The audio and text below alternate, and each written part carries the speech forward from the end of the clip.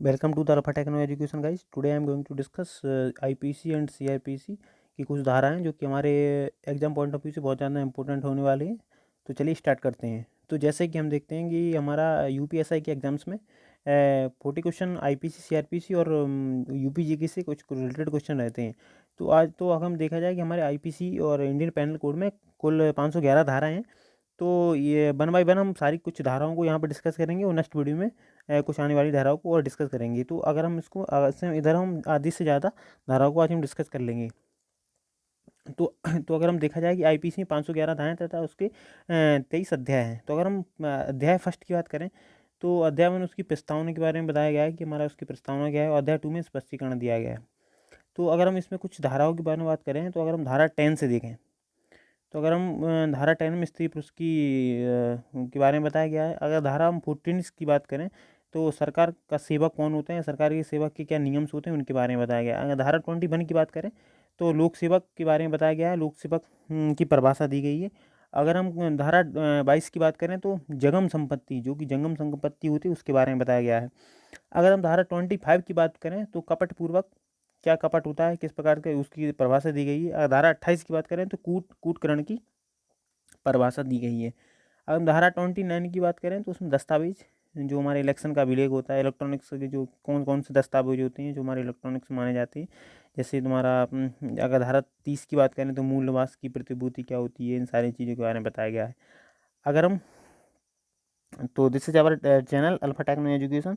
तो अगर आपको हमारा चैनल अच्छा लगता हो, हमारे लेक्चर आपको पसंद आए, तो आप हमारे चैनल को सब्सक्राइब कर सकते हैं।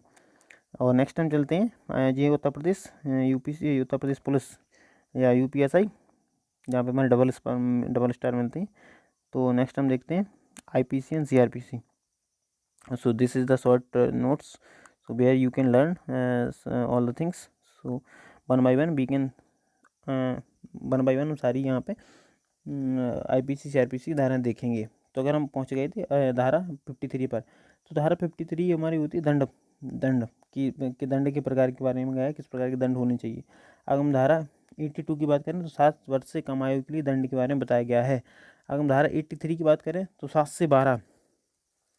से 12 वर्ष के बच्चों को किस प्रकार के दंड होने चाहिए, उनके बारे में बताया गया है। धारा अगर 84 की बात करें तो पागल व्यक्तियों के लिए दंड के लिए बारे में बताया गया है। अगर हम धारा 85 के बारे में बात करें तो मत्तता और शराब के नशे में दंड की प्रक्रिया के बारे में बात करी गई है। अगर हम धारा 86 की बात करें तो मत्तता और शराब का नशा का विशेष आशय के बारे में बताया गया है। जैसे अगर किसी ने दारू पी ली या कोई शराब के नशे में और कोई अपराध करता है तो ये उनका क्या क्या मतलब उसको जैसे इसमें क्या है अगर कोई नशा करता है या कोई शराब पिए, इस प्रकार में कोई वो दंड दंड या कोई जो अपराध करता है तो उसकी स्थिति में कुछ छूट हो जाती है। तो अगर जैसे उसका कुछ विशेष आशा है या उसके लिए उसने शराब के कारण ऐसा कुछ किया है तो उसके रिलेटेड धारा 85 और 86 में कुछ बात कही गई है। अगर हम धारा 86 की बात करी जाए तो सम्मति से किया हुआ या मतलब या नाइरादन हत्या, जो जैसे पता नहीं था या गलती से किसी की हत्या हो जाए तो तो नाइरादन हत्या के बारे में धारा 88 में बताया गया। अगर धारा 90 की बात करें तो भय या भ्रम से मृत्यु, किसी को डरा कर या धमका कर जिसको कोई मृत्यु हो जाती है तो उसको उसके बारे में धारा 90 में बताया गया है। अगर हम धारा 92 की बात करिए तो धारा 92 में हमें बताया गया है। अगर हम धारा 92 की बात करिए तो धारा 92 में हमें बताया गया है कि सम्मति से के बिना किया गया कार्य। धारा 93 में बताया गया है सद्भावना से दी गई सूचना। अगर धारा 95 की बात करें तो अपराधित करने वाले कार्य। अगर धारा 96 के बारे में बात करें प्राइवेट प्रतिरक्षा के अधिकार। धारा 97 की बात करें मैं तो संपत्ति प्रतिरक्षा के अधिकार क्या क्या होते हैं। धारा 98 के बारे में बात करें तो विकृचित प्रतिरक्षा का अधिकार। धारा 99 की बात करें प्राइवेट प्रतिरक्षा का अधिकार। धारा 100 के बारे में सामने वाले को कब मार सकते हो, इस प्रकार के बारे में बता सकते हैं कि अगर कोई तुम पे हमला कर सकता है तो सामने वाले पे आप कब हमला कर सकते हैं, या अपना सेल्फ प्रतिरक्षा। और अगर हम धारा 103 की बात करें संपत्ति की प्रतिरक्षा, जैसे कोई आपकी संपत्ति को हड़पना चाह रहा है तो आप उसकी प्रतिरक्षा रक्षा के लिए आप क्या स्टेप ले सकते हैं, तो उसके बारे में धारा 103 में बताया गया है। अगर हम धारा 107 की बात करें दुष्प्रेरण दुष्प्रेरण क्या होता है उसके बारे में परिभाषा दी गई है। धारा 108 की बात करें तो दुष्प्रेरण में कौन कौन से कार्य किए गए हैं, किया जाना, दुष्प्रेरण किया जाना, उसके बारे में परिभाषा, या दुष्प्रेरण कौन कौन से कार्य आते हैं उसके बारे में बताया गया है। एवं धारा 120 की बात करें तो आपराधिक षड्यंत्र 2 या 2 से अधिक उसके बारे में बताया गया है। धारा 121 की बात करें तो गवर्नमेंट के खिलाफ युद्ध, जैसे आप कभी गवर्नमेंट क्या किसी असला या बारूद या इकट्ठे कर रहे हैं, बंदूकें या लोग इकट्ठा कर रहे हैं गवर्नमेंट के खिलाफ कुछ तो उसके खिलाफ धारा 121 के तहत आपको अंदर किया जा सकता है। अगर धारा 122 की बात करें तो आयुध आदि का इकट्ठा करना, जैसे गवर्नमेंट के खिलाफ आयुध या आयुध मतलब जैसे बंदूक या कुछ भी ऐसा भी रॉ मटेरियल या कुछ जो भी युद्ध में काम आ सकता है उसको इकट्ठा करना धारा 122 में आ जाए। धारा 124 में राजद्रोह, जैसे अपन की धारा 124 लगी जो NSA नेशनल सिक्योरिटी राजद्रोह है, धारा 124 के तहत राजद्रोह की परिभाषा बताई गई है। अगर हम धारा 136 की बात करें तो धारा 136 में अभिभावक को आश्रय देना, जैसे अगर कोई जो गवर्नमेंट के खिलाफ या कोई ऐसा कुछ है जिसने क्राइम किया है उसको आप आश्रय देते हो तो धारा 136 में आता है।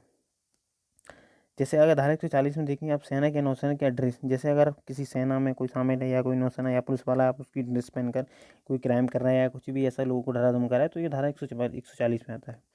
अगर हम धारा 141 की बात करें तो लोक स्वार्थ के विरुद्ध, जैसे कुछ भी ऐसा है कि लोकमत के विरुद्ध आप कोई ऐसा काम कर रहे हैं जिससे लोगों को प्रॉब्लम हो रही है आपसे, तो ये धारा 141 में आता है। धारा 144 बोलते हैं धारा 144 की, तो विधि विरुद्ध लोगों का जमाव। अब इसमें भी क्वेश्चन बहुत ज़्यादा पूछने को मिल जाते हैं कि विधि विरुद्ध लोगों का जमाव किसे कहेंगे आप।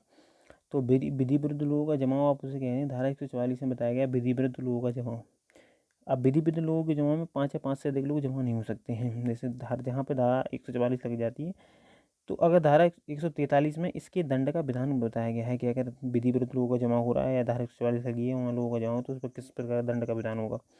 धारा 145 में बताया गया हिंसा या बलवा, जिसे बलवा कहते हैं या हिंसा कहते हैं। तो अगर धारा 147 में हिंसा या बलवा करने पर दंड की प्रक्रिया को बताया गया है। अगर धारा 148 की बात करें तो घातक बलवा करना, बलवा मतलब करना या बलवा का मतलब होता है, तो ज़्यादातर शब्द बलवा भी यूज करा जाता है, तो हमें बलवा के लिए देखना है कि किस प्रकार का बलवा हो रहा है या किस प्रकार का वहाँ पे दंड की प्रक्रिया है। तो ये धारा 144 में बताया गया है। अगर धारा 148 की कहते हैं घातक बलवा करना। अगर धारा 149 की बात करें तो विधि विरुद्ध जमाव, दोषी कहने पर भी नहीं मानना। मतलब अगर धारा 149 की बात करें, जैसे किसी ने धारा 144 के होते हुए भी किसी जगह पे अगर उन्होंने विधि विरुद्ध जमाव किया है तो उसके बाद अगर एक बार समझाने के बाद भी वहाँ पे लोगों को नहीं मान रहे हैं या वहाँ पे अभी भी जो लोगों का जमा हुआ है, तो इस प्रकार को हम धारा 149 में करेंगे। अगर धारा 151 में देखें पता होते हुए भीड़ में बने रहना, अगर आपको पता है कि धारा 144 लगी हुई फिर भी आप वहाँ पे भीड़ बना रहे हैं तो ये धारा 151 में भी आता है। अगर धारा 153 की बात करें तो बलवा किए जाने की आशा से प्रकोपन, जैसे किसी के बलवा किए जाने से कोई प्रकोपन देता है आपको, तो ये धारा 153 में आता है।